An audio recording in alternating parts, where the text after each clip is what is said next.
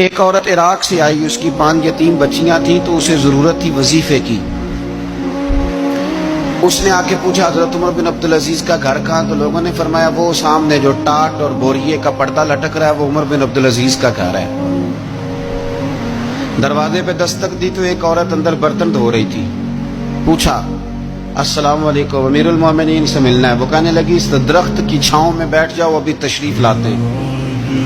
تھوڑی دیر گزری تو حضرت عمر بن عبدالعزیز آئے تو کنویں سے پانی نکال کے نا، سین میں کنواں تھا تو جو جگہ میں مٹی اڑ رہی تھی نا، گرد اڑ رہی تھی، ہوتا ہے نا عصر کے بعد لوگ پانی پھینکتے ہیں، وہاں پانی پھینکنے لگے، چھڑکاؤ کرنے لگے۔ تو تھوڑی تھوڑی باتیں وہ خاتون آپ سے کرنے لگی تو وہ جو عورت آئی تھی نا وہ کہنے لگی تم غلام سے باتیں کر رہی ہو، تمہیں پردہ کرنا چاہیے۔ کہنے لگی یہ غلام نہیں، یہ میرے شوہر ہیں اور یہ امیر المومنین عمر بن عبدالعزیز۔ کہنے لگی یہ عمر بن عبدالعزیز ہے؟ کہا ہاں یہ عمر بن عبدالعزیز ہے۔ تو وہ خاتون حاضر ہوئی، کھجوریں اس کو دی گئی کھانے کے لیے۔ اس نے کہا حضور میری 5 یتیم بیٹیاں ہیں، مجھے وظیفہ چاہیے۔ جناب عمر بن عبدالعزیز نے ایک بیٹی کا نام پوچھا، ولدیت پوچھی، وظیفہ لکھا۔ عورت کہنے لگی اللہ تیرا شکر ہے میری بچی کا وظیفہ لگ گیا۔ دوسری کا نام پوچھا، ولدیت پوچھی، عمر پوچھی، وظیفہ لگایا۔ اللہ تیرا شکر ہے میری یتیم بچی کا وظیفہ۔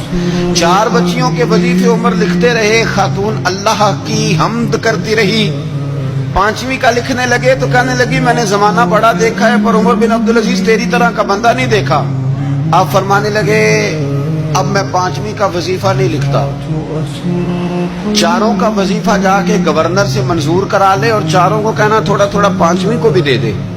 حضور کیوں نہیں لکھتے؟ فرمایا جب تک تو حمد کے لائق رب کی حمد کر رہی تھی میں وظیفے لکھ رہا تھا، اب تو نے میری تعریفیں شروع کر دی۔